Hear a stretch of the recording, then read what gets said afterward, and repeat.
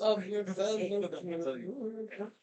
All right, good afternoon, everybody.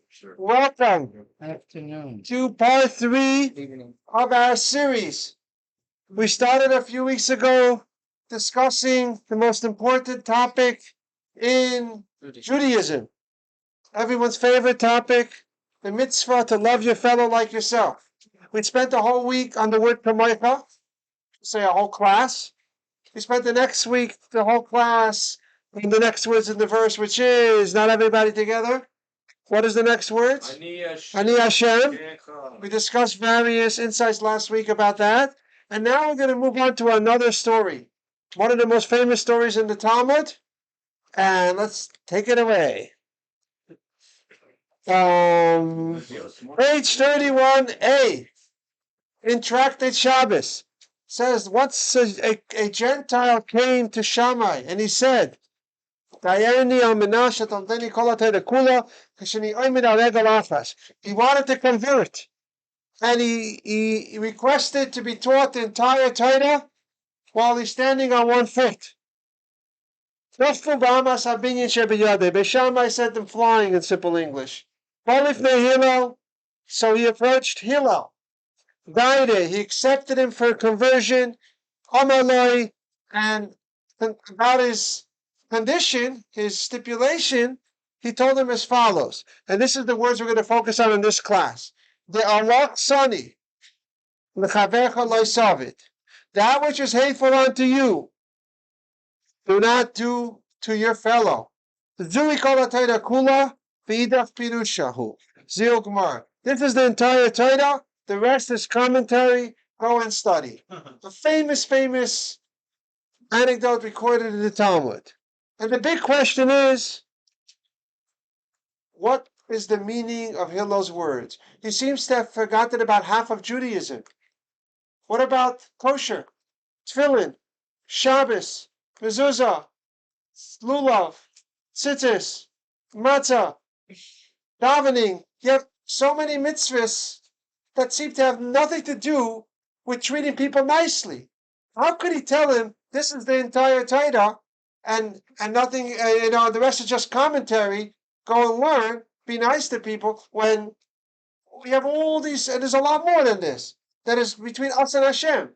Like you see the 2 tablets we discussed the other day, that they're divided 5 and 5. 10 Commandments, 5 and 5. Why 5 and 5? Because it's divided into 2 categories. Between us and Hashem is the first 5, and between us and our fellow human beings is the second 5. So Hillel seems to have forgotten about one of the tablets, the first one. He made like the whole Judaism is just to be nice to people. This is such a strong question, such an obvious question in the Gemara, that right away Rashi addresses this. In his classical style, he doesn't even ask the question, he writes a commentary on the Gemara. You could see that this is what he's answering.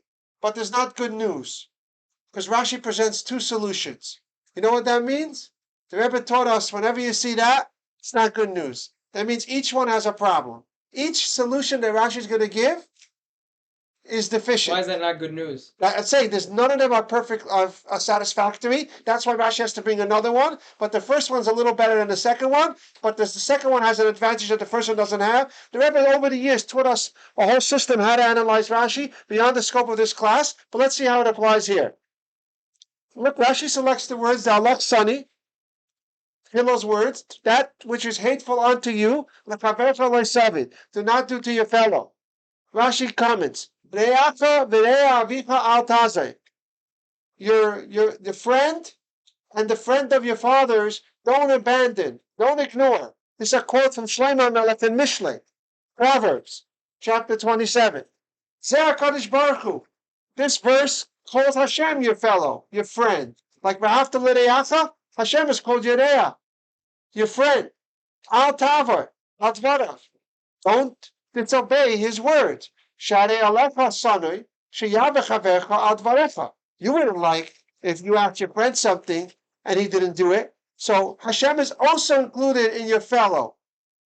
What you don't like done to you, don't do to others, also includes Hashem, based on this verse.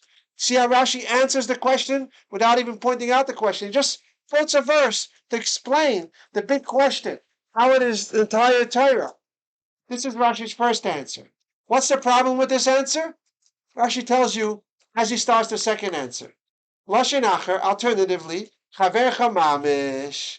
My second solution is not going to stretch the word chavercha. You see, Hillel said, what you don't like done to your fellow, don't do what you don't like done to you, don't do to your fellow, your friend. He found one exotic verse. One time in the Torah you found in Tanakh, Hashem is called your friend. Come on, that's the normal way you refer to Hashem? It's a little bit of a stretch. It's not a perfectly satisfactory explanation. So Rashi brings another answer. Chavecha And the mamish. stretch not satisfactory. He wants to bring 2 points together. You can't be. Okay, I hear you. We're gonna actually say something about that soon. Kigoin gzela gneva niyuf v'rayva mitzvahs. Rashi's second explanation, also to try to address somehow this issue, is he didn't really mean this is the whole Torah. He really meant this is the majority of the Torah. Obviously, this is even more of a squeeze into Hillel's words, because he said Zui kol Torah kula. And what Rashi's saying, he really meant is this is the majority of the Torah. Raiva mitzvahs, like stealing and adultery and theft, and he only meant most of the Torah. Right? So this is why each one has a problem, like I pointed out. However, how could you understand the second answer? That he's telling him, this is what you want to start with. Right? Because what's more important to Hashem, before you can have a relationship with Hashem, is you have to be able to have a relationship with others, like we spoke about last week. Okay? Rabbi? If you can't, then you're fooling yourself. If you can't really respect another person who's different than you, then you're delusional if you think you have a meaningful relationship with Hashem. You could be checking boxes, but there's no relationship. Unless you could really, really learn to respect somebody who's different than you in your realm. Hashem is way beyond you. That's the next step. After you could get along with other people, really connect and respect others, then you could talk about beginning to have a genuine, meaningful relationship with Hashem. Yes, Sri. On the last slide when you were showing, that was Rashi's commentary to the Gemara, correct? Yeah. Not the Chumash. Absolutely, yeah. Because so when the Rebbe said that the Rashi presents 2 answers, he said that wherever Rashi and Gemara or Rashi and Good point. It comes from Rashi Sichos primarily, but the logic is the same. And I've applied whenever I've applied it, and I see when other commentaries, and when you learn a Taisus, whenever there's 2. I was taught by my teachers, there's 2 answers. What's the problem in each answer? What's an advantage in each answer? Why is this one first? The same idea that the Rebbe trained us to do in Rashi, but it's beyond the scope of this class. What does he say in Chumash though on the pasuk? Rashi. Rashi? There is no pasuk of this. It says that This is a story with Hillel. Okay. Wait. I just want to point out before we go on that whoever was here last week, the 2 answers of Rashi actually give us 2 more answers to last week's question. Why does it say Ani Hashem right afterwards? The first answer of Rashi is saying, Ani Hashem, like I'm also your fellow, also like it's also part of the mitzvah to obey Hashem. And the second one is like first comes work on your relationship with others, then comes Ani Hashem. Okay. Wait, Rabbi. Yes. About the second answer, there's in Gemara Gittin it says about if someone wants to move some kind of like wheat or pack things from his storage house so someone could sleep there on Shabbos, and if he can move 1, it says, or whatever, blah blah blah, and it says you can move 5, and then Rashi says, or the Gemara explains that really it means as much as he wants, and it just uses the number 5. So you could say the same thing with Kol Atera Kula. I'm saying. Kol is a strong word, but I like the way you're trying. It says actually 5. It says right. I like the way it says 4 or 5, and I like the way you're trying to explain each answer should be satisfactory. That's a good attitude. This is a great story about what it means to have Avas Yisrael. Rav Zusha of Anapoli was once arranging a new outfit, a new dress for his wife. And the way it worked those days, it was a very big deal. They were very poor. but they decided to get it for this Yom Tov after many years, and you had to go get material, and they would buy in the marketplace different material. Then you go to the tailor, and they start taking measurements, and they start working on it. You go every week or two, you go to the tailor, they try it on, and they make more measurements, and they work some more. It took many, many months. That's how a dress was made in those days. That's why it was such a big deal. That's why in halacha you make a shechiyanu was so expensive. People didn't get it often. It was a really big deal. So they started the process. The plan was to be ready for Pesach. Came Pesach, and somehow the Zusha noticed that his wife was not wearing the new dress. I shouldn't say that. I take that back. Part of being a holy Jew means these things you could notice. And he mentioned it to his wife, and he found out what happened. She told him as follows. The last time was a few days before Pesach. She came for the last fitting to do the finishing touch-ups, and she noticed that the tailor was a little bit sad. Something was bothering the tailor. And she asked him, "What's on your mind? What's bothering you? Something's distressing you." And the tailor cheered. "Right before you came in, my daughter was here. My daughter is a kala, and she thought I was working on this dress for her because I knew her measurements, and she thought I was making a surprise outfit for her wedding. And I had to tell her that I can't afford that. Everything was so expensive. I'm barely struggling to pay for anything, the wedding and the food, and this is actually for a customer. I had to share that with my daughter, so I was a little bit in a bad mood. I was sad because of that. It's not a good taste, to disappoint your daughter." What do you think Rav Zusha's wife did? On the spot, she said, "Great idea. Hachmasas kala, what a great mitzvah. Use the dress for her, and that's it." Beautiful story, right? Listen to the genius of Rav Zusha's answer. He says, "1 second. Did you at least pay the tailor? Don't you realize he was expecting the money for weeks and weeks and weeks? He's looking forward to be getting paid. You want to give tzedakah? You want to donate the dress? Like, I know you think I gave the dress, but he was counting, he was planning what he's going to spend the money on. You got to go right away as soon as you can, and go pay him the money that he was expecting. You don't just, donate the dress. You see how, just like they say in Torah, there's different levels of genius. You have to be like a real scholar. So when it comes to being sensitive to other people, there's also degrees and levels in this. Okay, let's continue.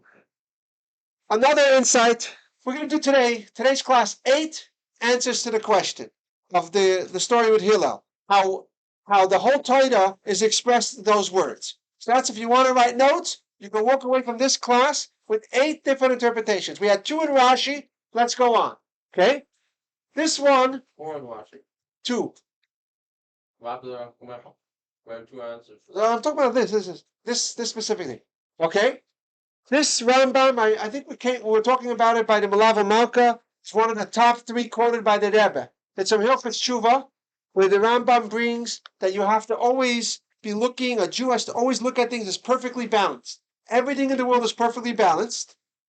And you, with one choice, one act of self-control or overcoming your mood and doing the right thing could affect everything. Tilt the balance, tilt the scale, and all the blessings and salvations will come in your life and in your family and in your community and in ripple to the rest of the world. Look at the Lashon. Asa mitzvah achas.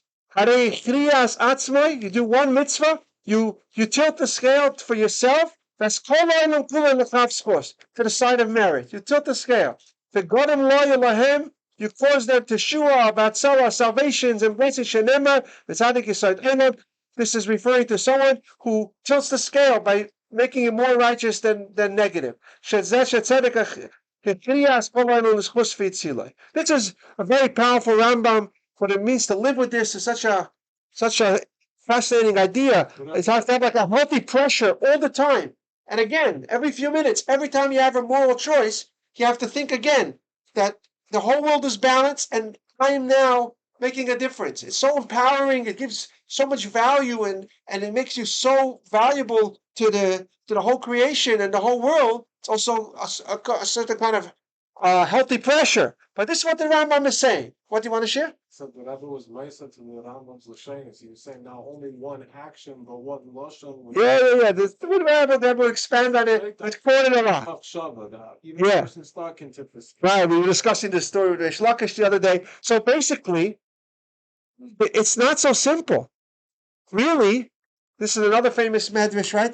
Remember the guy who gets himself a cabin in the cruise ship? He starts digging a hole because he paid for it. So mind your own business, right? I want to make a hole in my cabin. What's going to happen to such a person? Everyone's going to, they'll lock him up. They'll have to restrain him. He can't. What he does doesn't just affect him. So this is another explanation to answer our question. That if you really, really care about other people, you'll also be careful in your relationship with other people, with Hashem.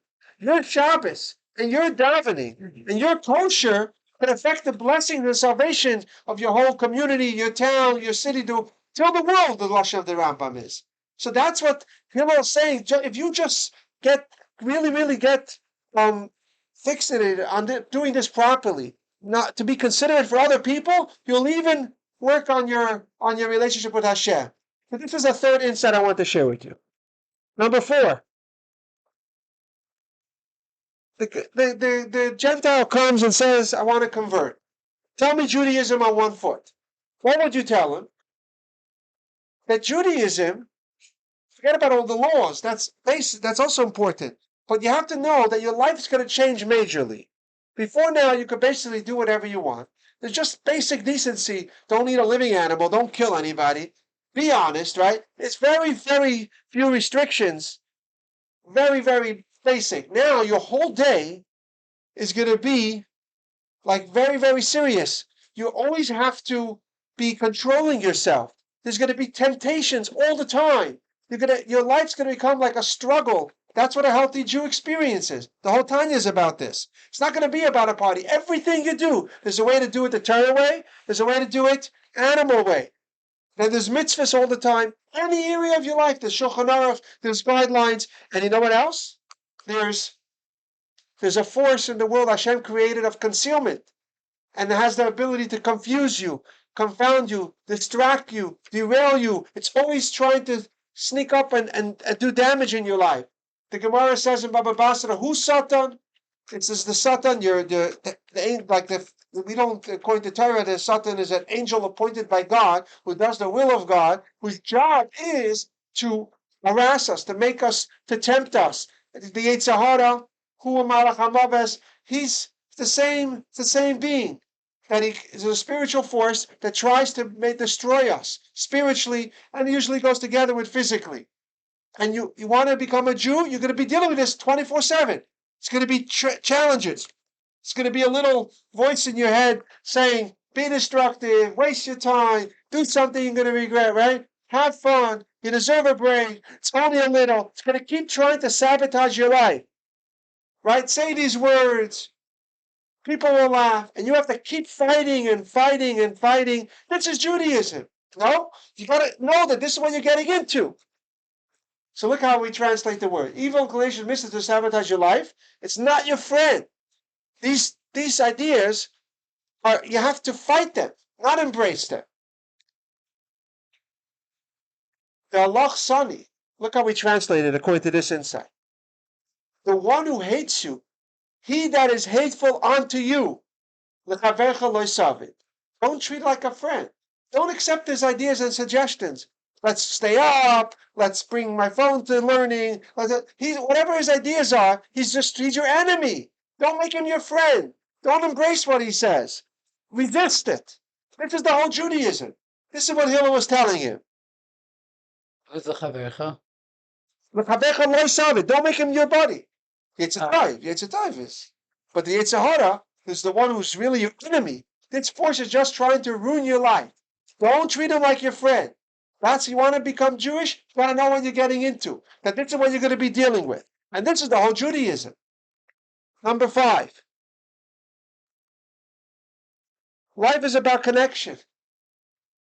What does that mean? Remember this? Right, we're counting the days to Shavuos. Shavuos is our wedding anniversary. The Mishnah says in Tainus, that our wedding with Hashem was Matan Torah, where it's like a marriage. Marriage is all about connection. It's not the Chassidus explains, it's not a natural bond like siblings. That's why it's not so dependable and consistent, but it's artificial in a way. So that's why it's much more passionate and exciting, but it needs constant nurturing and investment and connections. They actually say, this fits with that, the experts say that you need to like touch base every 3 hours and to connect, or you start drifting apart. What? With who? When you're married, What? in some way. Touch base could mean don't laugh. You're preparing now for this. It's a very beautiful, special Torah views marriage as holy and very important. It's the portal for your relationship with Hashem. And it's something so sacred, and you have to constantly invest in it and nurture it. It's supposed to be special and beautiful. And it needs connections. You have to keep, that's why our davening, the Anshe Knesset Agdola made. We daven 3 times a day. That's what we're doing. We keep plugging in. We keep spending time together. Learning is this. Kviyas Itim. Yeah, special times. Shabbos. We'll talk more about it. But this is a famous idea. What does mitzvah mean? Connections. Commandment. Connections and instructions. I'm not going to go into this now, but it's the same idea. Because Hashem gave us an instruction, that's the only thing that bridges the gap and lets us connect to Him. Nothing we would think of and do could have any meaning. He's infinite. He's an infinite creator. It's only because He instructs us and says, could you do this for me, that we could have any meaningful relationship. So the mitzvah is the tzafsa v'chibur. It also makes the connection. The instruction is what connects us to Hashem.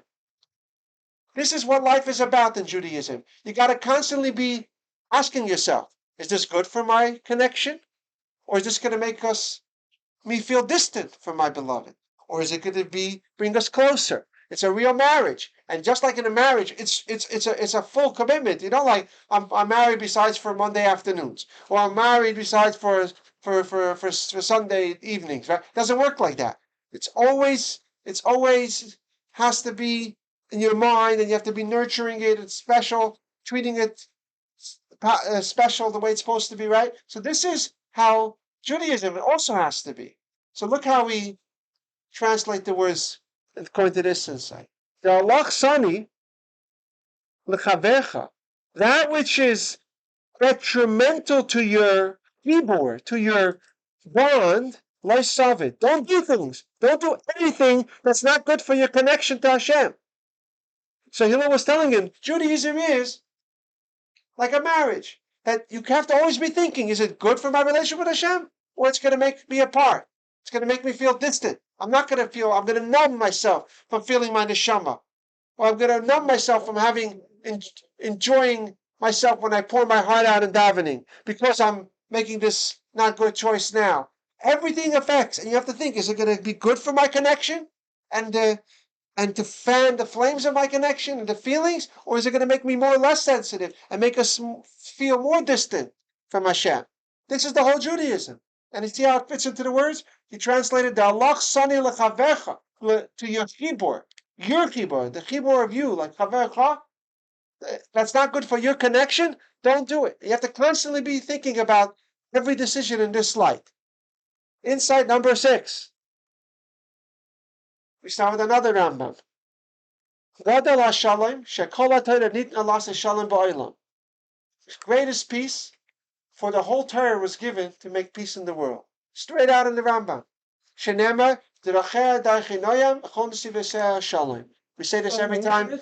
Every time we lift up the Torah scroll, we say this verse from Mishlei, Proverbs chapter 3, and it says that its ways are sweet and pleasant, and its paths are peaceful. They bring peace into your world, right? If the Torah is not bringing more peace in your home, you're missing something in the Torah. You're not connecting to the divinity of Torah. Maybe it's some kind of intellectual stimulating subject, but there's nothing holy there. You're missing it.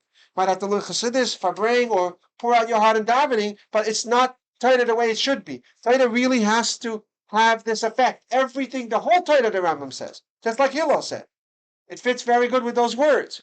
And there's By the way, you know when the Rambam says this, the end of laws of Hanukkah, he's talking about why if you only have enough money if for Shabbos candles or Hanukkah candles, the Rambam Paskins brings from the Gemara, which we learned Hanukkah time, remember? That Shabbos candles comes first, because Shabbos candles are for Shalom Bayis, is to make more peace amongst the family. They should have a more pleasant and better time to be able to bond.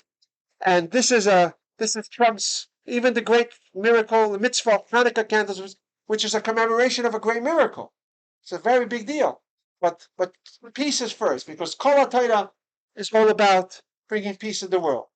This is also a very fascinating medrash. The purpose of the entire Torah is to refine us, help us transcend our animal nature. Look how the medrash says it. Gracious Rabbi Lech Lecha. Rav says, Hashem gave us the mitzvahs just to refine us. Like, but tzaref is to refine us like metal.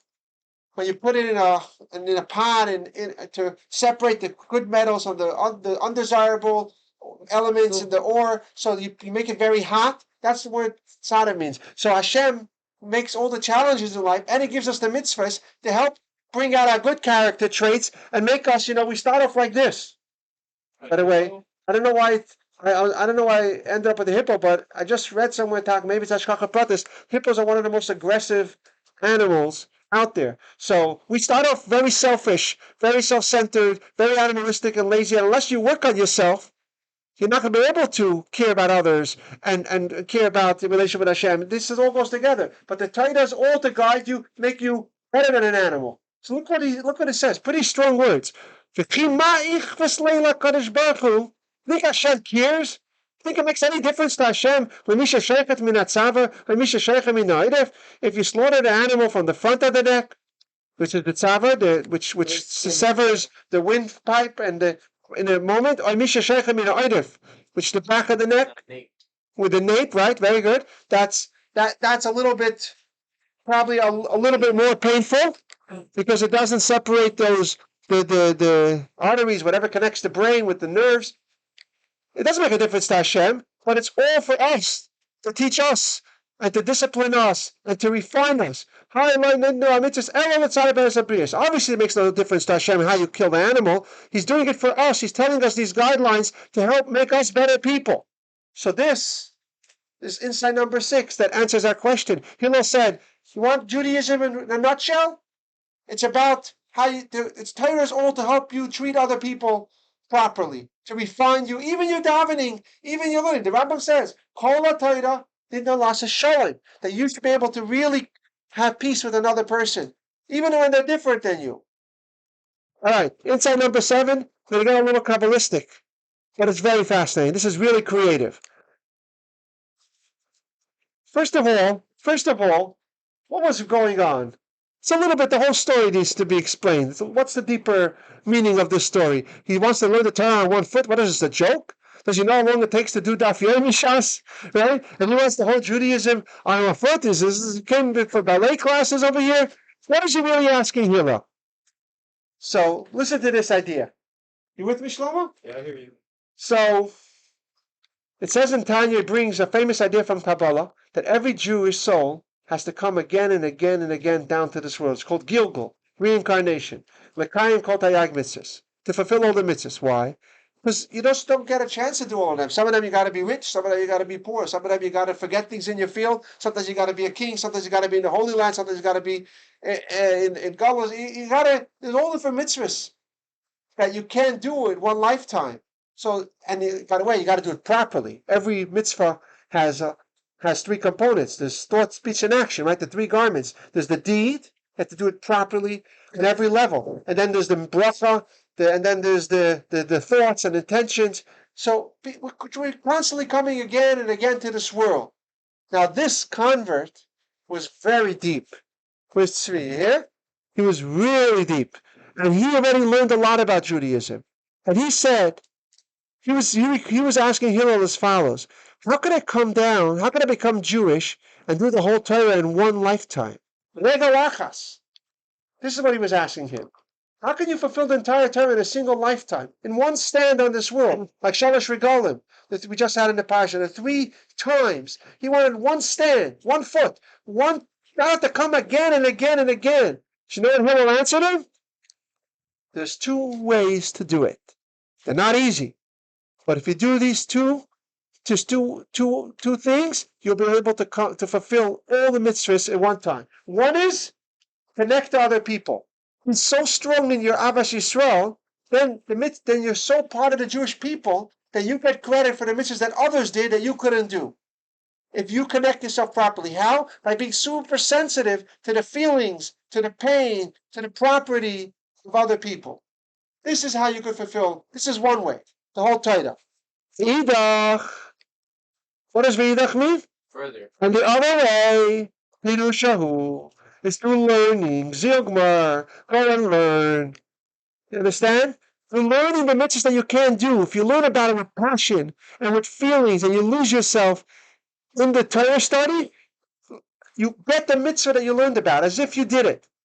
Like it says in the Mesechles Menachos, Rabbi Yitzchak taught, my dechsiv, I'm going to keep saying by the offerings, Zois Teiras Achatas, Zois Teiras Asham. This is the law of the Chatas. This is the law of the Asham. Right? It keeps saying Teiras. This teaches you, Cholo Isaac B'Teiras Chatas, Ki'ilu Hikriv Chatas. Cholo Isaac B'Teiras Asham, Ki'ilu Hikriv Asham. If you ever really throws himself in, he's involved fully in the learning of this, to bring a good example, when you see as he's into his learning, that's probably in this direction. You really don't just learn it. You really, with all your might, you're learning it to the best of your ability with your heart and soul. Then you could get the mitzvah as if you did it. There's I'll tell you two nuances from the Rebbe on this Gemara. First of all, the word Isaac. Isaac means it's like a business. It's not like, I'll just say something, okay, what I have to learn, question, answer, I got it. No, you care about it as you learn. It implies feelings and passion, something you care about, it's important to you. And in fact, the Rebbe points out that it's even greater than the actual mitzvah sometimes.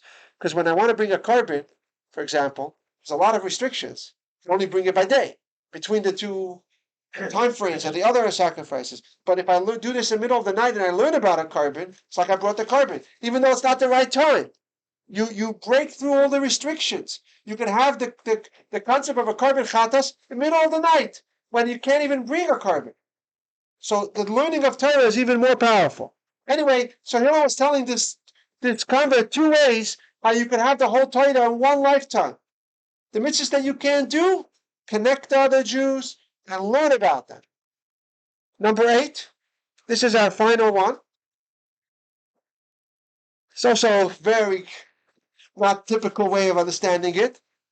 So we just had in the parasha yesterday the 3 major biblical holidays, right? The Shalosh Regalim. Everyone knows what they're for, right? Pesach, we celebrate what? The Exodus, splitting of the sea. We know what we're celebrating it for. It's pretty basic. It says it straight out. Shavuos, we're counting for now.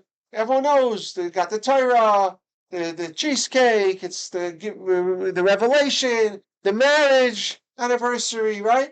We know what the theme of it is. What about Sukkot? Hashem took care of us in the wilderness, which is so not suitable for sustaining and thriving human life, and Hashem took care of all our needs, and specifically the shelter, and so on. Very, very clear what the commemoration is. But there's Regel Achas. There's a one-day holiday that's very mysterious. So it's known Shmini Atzeres. It's called Regel B'fnei Atzmai. And this is what he was asking about. What is this theme of this holiday? What is this all about? What's this Regel Achas? What is that? What are we commemorating? It's a very obscure holiday. People don't even know what it's about. And this is what he was asking Hillel. What's this Regel Achas? What is the theme of Shmini Atzeres? So what did Hillel share with him? It's about connecting with other Jews. It's about connection, achdus, bonding, being considerate of other people. Where do you see this? What does Rashi say on Chumash by Shmini Atzeres? He says, Hashem says, stay one more day. I want to spend time with you. Right? Your separation is so difficult for me. Please stay one more day. This is what Rashi presents it as. Right? Why does it say your separation? and not our separation. Peter say, why does it say kashalai pridaschem? Why not Peter say nu? And how can we separate from Hashem anyway? Isn't Hashem everywhere? What is this Medrash saying? It's difficult, our separation? What's the vart? When we separate from each other, we separate from Hashem. Hashem, that's how we distance Hashem. When we don't get along with other Jews, that's how we get separated from Hashem. So he says, Kasha alai pridaschem. It's so hard, our separation is so difficult and painful for me, Hashem says, so to speak. It's so pain when we're his children. Nothing that pains a father more when the children are not nice to each other. That's what Hashem feels. He's sharing with us. So this is what Hillel was telling him. The theme, we dance one more day, Shmini Atzeres, with the closed Torah, with our feet. The feet is equal by everybody, right? The open Torah and sitting and learning. There's different levels. Everyone's on their own level. Different kinds of intelligences and feelings. But when the Torah is closed, we all dance with it equally, right? But the heads are all different heights, but the feet is everyone's on the same point on the floor, right? The feet will bring out that equality. It's the dancing, the bittul. There's a dimension of Torah, the author of the Torah, the Hashem that's found in the Torah, that it's not about intellectual comprehension. It's much deeper. It's the holiness of Torah that we all equally connect to. And this is the eighth insight of what Hillel was telling him about this idea, what he was answering him. Let's review the 8 that we did today. Pop quiz. What was the first one? The last thing. I'll give you a hint. I'll put the first words on. What does it mean? Rashi answered, no? That Reyacha, Chavercha, or Reyacha could also refer to Hashem. What was number 2? Roiv. He only meant the majority of the mitzvahs. He didn't really mean it, all of them. Right? Because that comes first. What's this one? 50-50. You could always tilt the scale, right? Be considerate for other people, like we're all in one boat. Number 4, the Yetzer Hara is not your buddy. Right? Who's your enemy, don't treat as your friend. This is the whole Judaism. Right? Number 5, that which is detrimental to your chaver, to your kibor, to your bond with Hashem, don't do. Your whole Judaism is about focusing on that. Asking yourself, is this good for my neshama?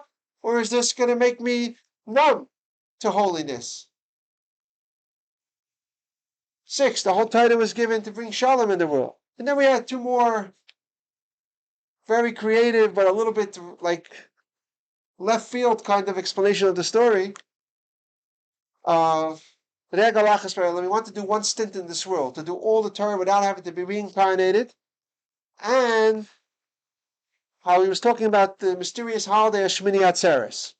Okay, we're going to continue next week. I want to show you how we spent a week on Kamoicha, a week on Ani Hashem, and now we spent another class on this story. Then I'm going to show you, the next time, or one of the next classes, how the Alter Rebbe answers all these questions of Perek Lamed Beis Tanya at once, in a whole other interpretation.